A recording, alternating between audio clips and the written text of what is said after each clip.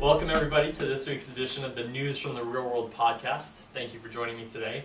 By way of introduction, I'm Jordan, and I'm joined by my friends. I'm Jody. I'm Quinn. I'm Kat.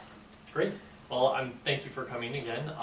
We're going to start off today by talking about Shakespeare Company in Santa Cruz that has recently folded, and I'll give that to Quinn. Yeah, this is from Paralysis online newspaper by Isaac Butler. What killed Shakespeare Santa Cruz? Shakespeare Santa Cruz, for those of you who don't know, it's a 32-year-old company that's been associated with UC Santa Cruz and on campus doing performances every summer, and they just folded after 32 years and were $500,000 over budget. They get roughly $250,000 from the UC system, and UC Santa Cruz just pulled out and made the announcement, and that's it. No more UC Santa Cruz. There is UC Santa Cruz. No more Santa Cruz Shakes. No. According to the dean, David Yeager, they've because of budget constraints, particularly over the last decade in California, which really goes back to the recall election of Gray Davis before Arnold took over as governor. They've been in very bad straits in terms of budgets in California. And so David Yeager, the dean of the theater department at UCSC, said, you know what, no more. I can't take the cuts in my department, so we're pulling out. So, I mean, if UC Santa Cruz has been contributing this money to run the thing, and they seem to be the major benefactor that pulled out, and kind of the reason that the company is folding, it seems. What I didn't understand is how they made the rest of the money that they used to put on the shows, or were they literally just working off of, credit or something? Apparently, they've been in the hole for going years back now. It seems like about the last decade. And of course, as you know, ticket sales don't run a theater company. It's really from grants. But they're not the only theater company in that situation, right? I mean, I feel Right. like most theater companies I know don't cover their expenses based on ticket sales. I mean, I think a lot of people brought up the point in comments on this article that it kind of shows the danger of just having one benefactor or one patron that gives you a huge portion of the operating costs of a company. Whereas like other nonprofit organizations of similar size are probably in some very also bad financial straits, but because they have different donors and different benefactors, if one person decides they need to pull out for some reason, that doesn't ruin the company.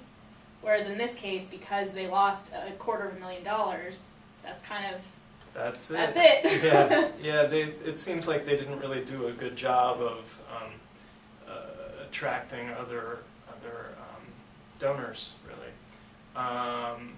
And in the article, he talks a little bit about how the blame has gotten placed on the fact that the company has used equity actors and has made a commitment to equity actors, and that's just such crap. The unions are there for a reason, I mean, and the contract they were under, actors get $650 a week. Minimum $650 a week for equity actors, which is Yeah. not breaking the bank. And certainly not for the cost of living in Santa Cruz. I wouldn't say I've never lived there, but I can imagine that that's pretty low. Yeah. I mean, it really does sound like there's a couple odd things going on in this scenario, because that's not a surprise to anyone how much actors cost. They know how many actors are going to be in each production. They should be budgeting based on that. If it means like scaling down productions, we're going to do Venus and Fur. It's 2 actors, that's Right. it. So something is amiss there, right, with the budgeting factor.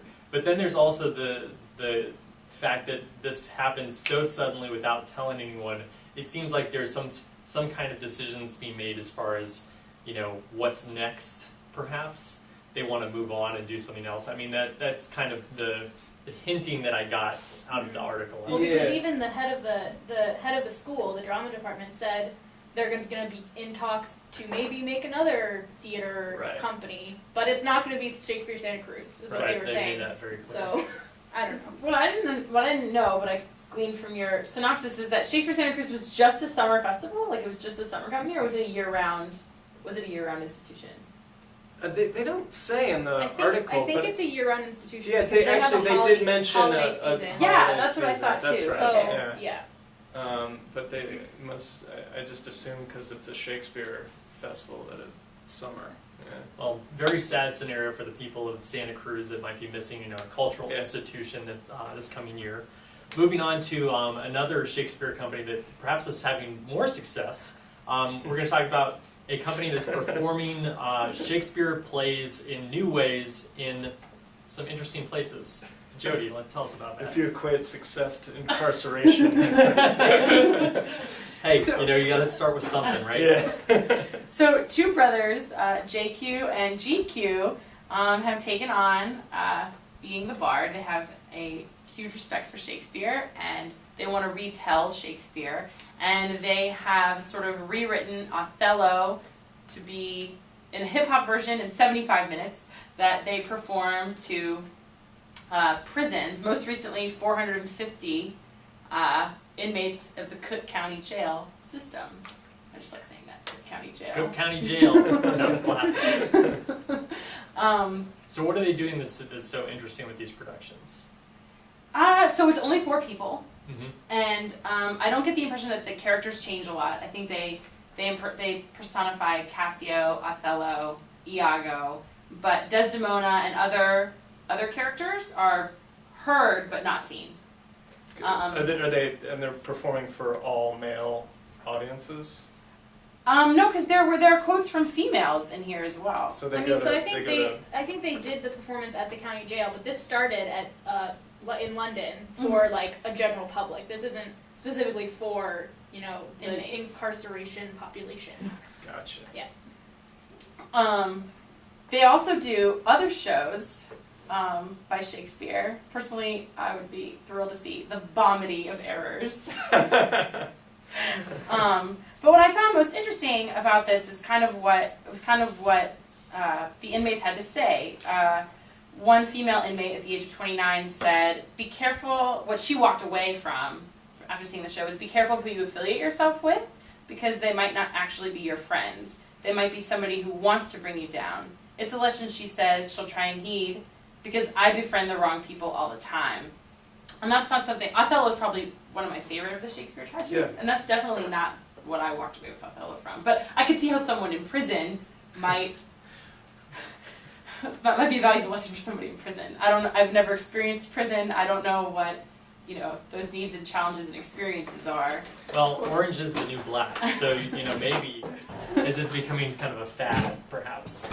Well, Well, the no, guy probably not. GQ talks about it was either GQ or CQ talks about how if Shakespeare were alive, he'd be a rapper, and Yeah, I'm not sure that I agree with that, but I don't disagree with it. He talks about how Shakespeare was a fan of poetry and of music, but I think that the rhythm of speech, right and the verse. I think that what I know about Shakespeare, he was making art available and accessible to the general public, but he wasn't making art necessarily on that level. He wanted art to be appreciated by royalty and by I an think upper echelon. what I've learned is that that the complete opposite, that Shakespeare's plays were meant for the general public. That he put like dirty jokes and like just silly, like he made up words. He threw in like stupid characters that have no purpose other than to be laughed at for the general public. So I think I actually agree with this article in that this is kind of updating Shakespeare so that the general public can understand it and appreciate it, which is exactly what Shakespeare was trying to do And with his stories. what a great test than a prison audience actually. And if Othello can play to the inmates of the Cook County Jail, it can play anywhere. Real testament to him. And apparently the show is getting a lot of laughs. So let's talk about our third article for this segment, about how one factor can be your best chance at getting a job that you really want. So Jessica Sager on Grindstone.com writes that if all things being equal and you're up for a job, one thing that can push you ahead of your competitors is a sense of humor. And I found this, and a lot of people found this really interesting and had some interesting things to say about it. And I think this is especially true in theater because we cultivate such kind of a work hard, play hard mentality. No one wants to be in a place where they're spending so much time with people that they wouldn't want to hang out with. So I guess ultimately it makes sense. I struggle, I don't think a sense of humor is a priority, I think, when hiring somebody. I want to know that the job can be done. I think I don't know if I agree necessarily that the sense of humor is the number one thing that is going to get you hired. I think more it's a personality than a sense of humor. Like some people just are not that funny, which is fine. They can still be really personable, like really pleasant to work with. And I think that's what comes across in the interview if you're being yourself more than trying to be funny when you're not. I know as being a theater director and having auditioned hundreds of actors in my life, I definitely look for someone that I would enjoy spending 3 to 4 weeks in a room with, that makes me laugh or is just enjoyable to be around. Absolutely. I think two things to consider in this are that a sense of humor does not necessarily mean being funny. Yes, that's I think true. the ability to respond to humor and or situations that are complicated with humor is kind of like the key crux of this. And also that other word that's very closely related, humility, the ability to just like kind of respond to things with taking a step back and thinking about it before, really. Right, maintaining a healthy level of perspective, I guess. Not being so serious that you are going to make yourself miserable and therefore kind of perpetuate contagious negative energy throughout your workplace. Nobody wants to stick in the mud. Nobody wants to stick in the mud. And with that, we will end this segment of the News from the Real World podcast. Thank you for joining us. Come back for part 2. Oh! Yeah, wait, I printed off a list of 10 things Forbes magazine says that sense of humor will do for you in the workplace. Okay, read us a couple. Let's see if they're interesting or not. Okay. No, it's cool.